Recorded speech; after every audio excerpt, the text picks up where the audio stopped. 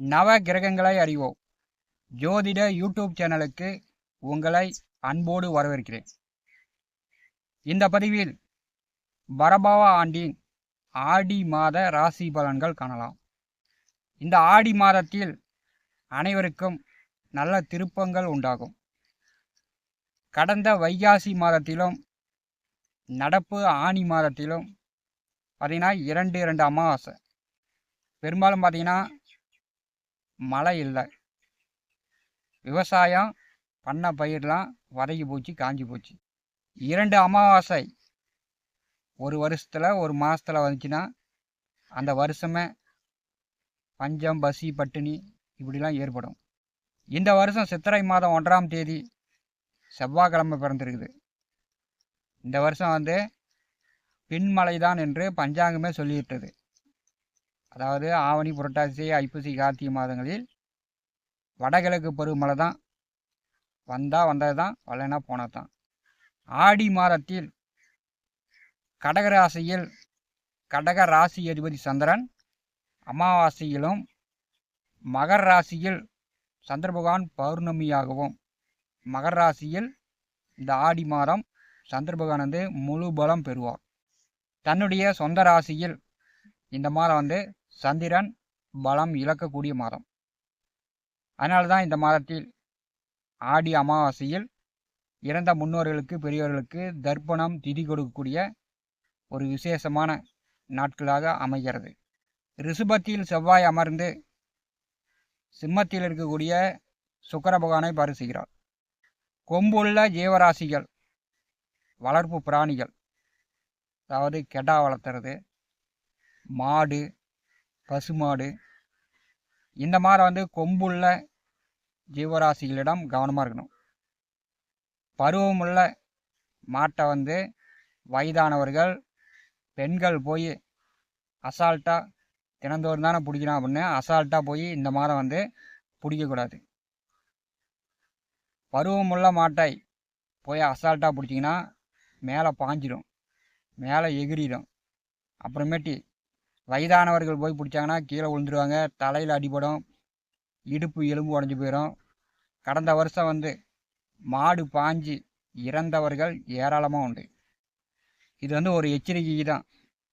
இந்த ஆடி மாதத்தில் கடகராசி அதிபதி சந்திரன் கடகராசியில் தன்னுடைய பலத்தை இழப்பார். இந்த மாதம் மகரம் பலமாகும்.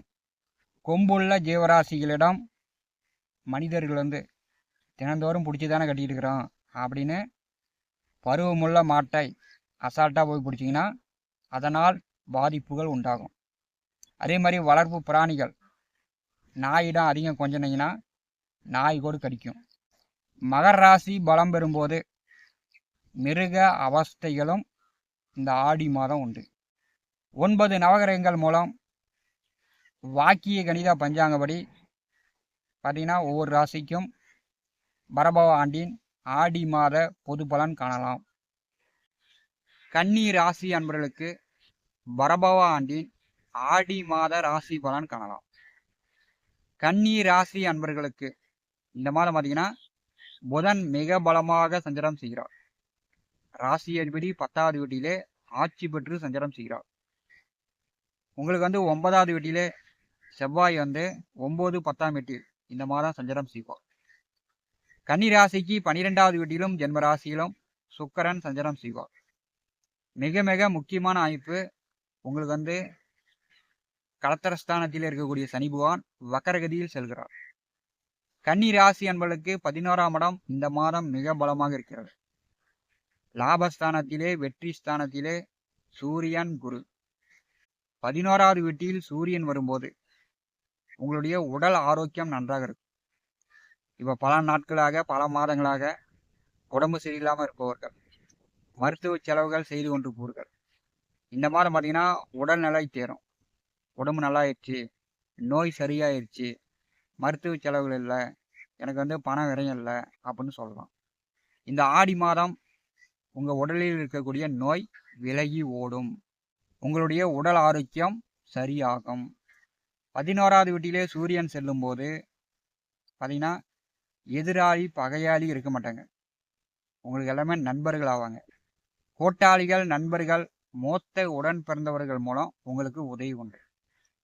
11வது வீட்டிலே சூரியன் இருக்கும்போது மூத்த உடன் பிறந்தவர்களுக்கு சற்று தலைவலி, கண்ணெரிச்சல், அவங்களுக்கு தலபாரம், மன அழுத்தம் மூத்த உடன் பிறந்தவர்களுக்கு உண்டு. ஆடி மாதம் 15 வரை கன்னிராசிக்கு 10வது வீட்டிலே புதன் சஞ்சாரம் செய்கிறார். 2 தொழில், 2 வேலை, 2 சம்பாத்தியம் பெறக்கூடியவர்களுக்கு மிக மிக சிறப்பாக இருக்கும். கமிஷன் வேலையில் இருப்பவர்கள், தரகு புரோக்கர் தொழில் செய்யக்கூடியவர்களுக்கு ஆடி 15 வரை சிறப்பு. அதன் பிறகு லாபஸ்தானத்திற்கு புதன் வருவார். 11வது வீட்டிலே புதன் வரும்போது அரசு உதவிகள் கிடைக்கும், அரசு சலுகைகள் கிடைக்கும். பார்த்தீங்கன்னா அரசு வேலைக்கு முயற்சி செய்யக்கூடியவர்கள் ஆடி மாதம் 15 பிறகு முயற்சி செஞ்சீங்கன்னா அரசு வேலை கிடைக்கும். பதவி உயர்வு, கூடுதல் சம்பளம், ப்ரமோஷன் 11வது வீட்டிலே புதன் வரும்போது நீங்கள் எதிர்பார்க்கலாம். ஆடி மாதம் 1ஆம் தேதி சூரியன் சந்திரன் பரிவர்த்தனை யோகம். 11ஆம் அதிபதியும் 12ஆம் அதிபதியும் பரிவர்த்தனையில் இருக்கும்போது இந்த மாதத்தை பொறுத்தவரை உங்களுக்கு குடும்பஸ்தானாதிபதி ஆடி 17 வரை 12வது வீட்டிலே அமர்ந்திருக்கிறார். செவ்வாய் பார்வையில் சுக்கிரன், சந்திரன், கேது இருக்கும்போது பார்த்தீங்கன்னா குடும்ப தேவைகளை நீங்கள் இந்த மாதம் பூர்த்தி செய்தே ஆக வேண்டும்.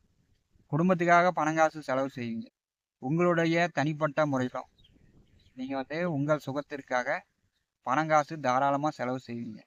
கன்னிராசிக்கு 12வது வீட்டிலே சுக்கிரன் அமர்ந்திருக்கும் போது இரவு உறக்கம் நன்றாக வரும். இரவு படுத்தீங்கன்னா உறக்கம் நன்றாக வரும். தலபாரம், தலைவலி, டென்ஷன், படபடப்பு இதெல்லாம் இந்த மாதம் இருக்காது. உடல் ஆரோக்கியம் நன்றாக இருக்கும். இரவு படுத்தீங்கன்னா நல்ல கனவாக வரும். கெட்ட கனவுலாம் போய் நல்ல கனவு காணுவீர்கள். கன்னிராசிக்கு 9வது வீட்டிலே செவ்வாய் புதன் செல்கிறார்.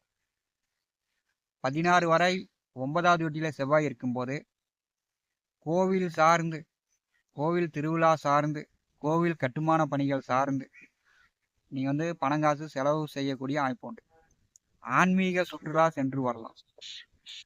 9வது வீட்டிலே செவ்வாய் இருக்கும்போது உங்கள் அப்பாவிடம் நீங்கள் கொஞ்சம் தன்மையாக பணிவாக பேசணும். உங்கள் அப்பா உங்களுக்கு கொஞ்சம் சண்டை பிடிப்பார், கோவப்படுவார். உங்கள் அப்பா உங்களை அடிக்கலாம், திட்டலாம். கன்னிராசி என்பவர்களுக்கு 9வது வீட்டிலே செவ்வாய் இருக்கும்போது உங்கள் தந்தையாரிடம் ஆடி 16 வரை கொஞ்சம் பணிவாக செல்வது நல்லது. நீங்கள் உங்கள் அப்பாவை கோவப்படுத்தாமல் இருந்தால் நல்லது. ஆடி மாதம் 16ஆம் தேதி 10வது வீட்டிற்கு செவ்வாய் வருகிறார்.